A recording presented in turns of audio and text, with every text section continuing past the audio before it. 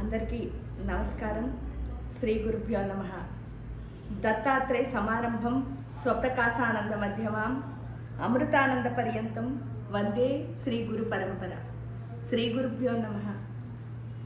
మనందరికీ ధనం అంటే అర్థం ఏమిటి, అంటే ఐశ్వర్యం అంటే అర్థం ఏమిటి అంటే డబ్బులుంటే చాలా ఐశ్వర్యవంతులు అని, డబ్బులు లేకపోతే సంపన్నులు కాదు పేదవాళ్ళు అని చెప్పుకోవడం మనకి పరిపాటి, అంటే అలవాటు. అంటే డబ్బు ఉన్నవాడు గొప్పవాడు, లేదా ఉన్నవాడు లేదా సంపన్నుడు. డబ్బు లేనివాడు పేదవాడు, లేదా అంటే ఏంటి అంటే వాళ్ళ దగ్గర ఏమి ఉండదు అని చెప్పేసి మనం చూస్తూ ఉంటాం. కానీ అసలు సంపన్నత్వం అంటే ఏంటి?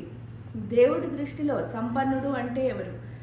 మన దగ్గర ఎన్ని కోట్లు ఉన్నాయి అన్నది నిజంగా చెప్తే అసలు ఇంపార్టెంట్ కాదు. ఎందుకు అనంటే నువ్వు టైంకి ఒక టీ తాగుదాము అన్నప్పుడు నీ చేతిలో 10 రూపాయలు ఉన్నాయా లేదా అన్నదే చాలా ఇంపార్టెంట్. అంటే అర్థం ఏమిటి అంటే ధనంతో సంపన్నత్వము అని రాదు. ఇది మన అందుకే అర్థమయ్యే భాషలో. ఇది ఎప్పుడు తెలుస్తుంది అంటే మనస్సుకి మాయ తొలగినప్పుడు మాత్రమే తెలుస్తుంది. మనస్సుకి మాయ తొలగాలి అంటే ఒకే ఒక మార్గం, అదేమిటి అంటే దైవ చింతన. మనం ఎంత బాగా దేవుడితో మమేకమై ఉంటామో అంత బాగా నిజమైన సంపన్నత్వం ఏమిటో అర్థమయ్యి మనం ఏం చేస్తాము అని అంటే అన్నిటిలోనూ నిజంగానే సంపన్నుల కింద ఉంటాం. అది ఉండాలి అంటే అసలు మనకి అందరికీ అర్థమయ్యే భాషలో ఒక చిన్న కథ. ఆ కథ ఏమిటి అని అంటే ఒక ఊళ్ళో ఒక భూస్వామి ఉన్నట్ట, అంటే రైతు. ఆయన దగ్గర బోల్డని భూములు ఉన్నాయట. భూములుంటే ఆ భూములతో చాలా చాలా పంటలు పండించిన ఆయన పేరు జగన్నాథం. చక్కగా బోల్డని పంటలు పండిస్తూ ఉండేవాట. పండిస్తూ ఉంటే ఆయన పక్కనే రామయ్య అని ఆయన ఫ్రెండ్ ఒకడు. ఆయనకు కానీ చాలా తక్కువ ఆస్తి ఉండేది. ఏదైనా కూడా ఆయన కూడా పంటలు పండిస్తూ రైతుల ఇద్దరు సహజీవనం చేస్తూ ఉండేవారట. ఓ సంవత్సరం ఏమైంది అంటే బోల్డన్ని పంటలు పండాయట. ఆ పంటలు పండితే ఇద్దరు అమ్ముకుని హ్యాపీగా కాలం గడుపుదాం అనుకున్న సమయంలో ఈ జగన్నాథం గారు ఈ రామయ్యతో అన్నారట. ఏమని అంటే, చూడరా, మన దేవుడి దయ వల్ల దేవుడు మన పైన చల్లగా చూశాడు, అందుకే భూములన్నీ చాలా బాగా పండాయి అని చెప్పాట. చెప్తే అవును అందరం హ్యాపీగా ఉండొచ్చు అని చెప్పినప్పుడు జగన్నాథం గారు అన్నారట, నాకు ఏదైనా డబ్బులు వచ్చాయనుకో నేను చక్కగా దాచుకుని ఆ డబ్బులతో చాలా రోజులు హ్యాపీగా ఉంటూ నేను గొప్ప ధనవంతుడి కింద మారాను. కానీ నీకేమొస్తే ఏం లాభము? ఎందుకంటే నీకు ఎంత వచ్చిందో అంత పని చేస్తూ ఉంటావు. ఆ పని చేయడం వల్ల నీ దగ్గర ఒక్కటి కూడా మిగలటం లేదు. అప్పుడు నువ్వు ఎప్పుడూ దరిద్రుడి కిందే ఉంటున్నావు. ఎన్ని వచ్చినా కూడా ఈ సంవత్సరం పంట పండితే ఈ సంవత్సరం బాగుంటాను అంటే మళ్ళీ సంవత్సరం పండకపోతే నువ్వు బాగుండట్లేదు. దీనికి అంతటికీ కారణం నువ్వు పని చేయడం, నీ దగ్గర డబ్బు లేని తనవే అని చెప్పాట. చెప్పిన తర్వాత సరేలే, నాకు కావాల్సింది నేను దాచుకుని అందరికీ పంచుతున్నాను, కానీ నాకు అది ఇష్టము, నీకు ఇది ఇష్టము, నువ్వు దాచుకోవడం ఇది వదిలే. నాకు రాత్రి ఒక భయంకరమైన కల వచ్చింది జగన్నాథం. అదేమిటి అంటే ఈ ఊర్లో ఒక పెద్ద సంపన్నుడు, అంటే ఈ ఊరు మొత్తానికే ఒక సంపన్నుడు ఉన్నాడు.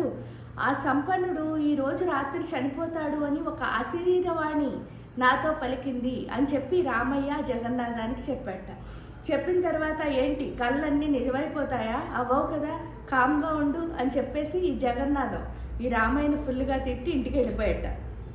కానీ ఇంటికి వెళ్ళిన నిమిషం నుంచి ఆయన ఎప్పుడైతే ఈ రామయ్య గారిని వదిలాడో ఆ వదిలిన నిమిషం నుంచి ఏమవుతుందిట, ప్రతి క్షణం ఈ రామయ్య ఏం చెప్పాడో అదే గుర్తొస్తుందిట. గుర్తొస్తే ఈ ఊరు మొత్తానికి డబ్బున్నవాడిని నేనేను, కాబట్టి చచ్చిపోతే గిచ్చిపోతే ఈరోజు రాత్రి నేనే చచ్చిపోతాను కాబట్టి అన్న భయంతో రాత్రి అంతా నిద్ర పట్టదు. ఏం చేయాలి అని చెప్పేసి ఒక ఐడియా వచ్చింది సాయంత్రం అయ్యేసరికి. ఆ ఐడియా పేరు ఏంటి అంటే ఊళ్ళో వైద్యుడు ఎవరైతే ఉన్నారో ఆ వైద్యుడిని తీసుకొచ్చి రాత్రి అంతా నువ్వు నాతో ఉండు, నాకేం కాకుండా చూడు, నీకు నేను డబ్బులు ఇస్తాను అని చెప్పేసి వైద్యుడిని పక్కన పెట్టుకుని కూర్చున్నట్ట. కూర్చున్న తర్వాత రాత్రి తెల్లవారులు వైద్యుడి పర్యవేక్షణలో ఉన్నాడు, చనిపోలేదు, హ్యాపీ అనుకుని హాయిగా లేచి ఆయన పని ఆయన చేసుకున్నాడు. చేసుకున్న సమయంలో ఆయన ఇంటికి ఆయన పనివాడు వచ్చాట. పనివాడు వచ్చి చెప్పాట, అయ్యగారు రాత్రి ఎంత తలుపు కొట్టినా మీరు తీయలేదండి, రామయ్య గారు చనిపోయారు రాత్రి అని చెప్పాట. చెప్తే అప్పుడు వెంటనే జగన్నాథానికి అర్థమైందిట. ఏంటి అంటే ఈ ఊరు మొత్తానికి సంపన్నుడు ఆయనేను. ఏంటి అంటే నా దగ్గర ఎంత ఉంది అన్నది ఇంపార్టెంట్ కాదు, ఉన్నదాన్ని నేను ఎంతమందితో పంచుకోగలిగాను అన్నది మాత్రం చాలా చాలా దేవుడి లెక్కలో సంపన్నత్వము. నేను ఎంత ఉందో అంతని దేవుడితో కనుక పంచుకోగలిగి ఉంటే ఈ ఊర్లో నేనే సంపన్నుడిని అయి ఉండేవాడిని. కాబట్టి రామయ్య కంటే గొప్ప సంపన్నుడు లేడు అని ఎప్పుడైతే అర్థమైందో, అందువల్లే ఆయన అంత హాయిగా, ఆయనకే ఆయన చనిపోతాడని కలొచ్చినా సరే ఆయన దాన్ని పెద్దగా ఏమీ కేర్ చేయకుండా మనశ్శాంతిగా హ్యాపీగా పడుక్కుని ఆ నిద్రలో ఆయన చనిపోయాడు. కానీ నేను భయంతో నా పక్కన ఒక వైద్యుడిని పెట్టుకుని రాత్రంతా భయపడుతూనే బతికాను. అంటే ఎవరు నిజమైన సంపన్నులు? కాబట్టి ఆ గొప్ప సంపన్నత్వం రామయ్యదేను, అలా ఉండాలి అని చెప్పి జగన్నాథం అర్థం చేసుకున్నట్ట.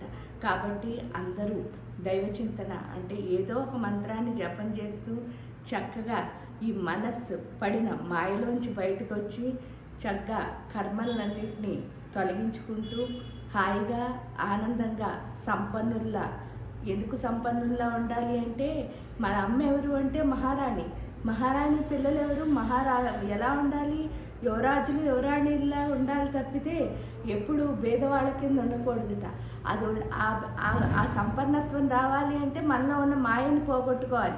కాబట్టి అందరూ సాధన చేయండి, మాయని పోగొట్టుకోండి, గొప్ప సంపన్నుల కింద మారండి. అందరికీ నమస్కారం. శ్రీ గురుభ్యో నమః.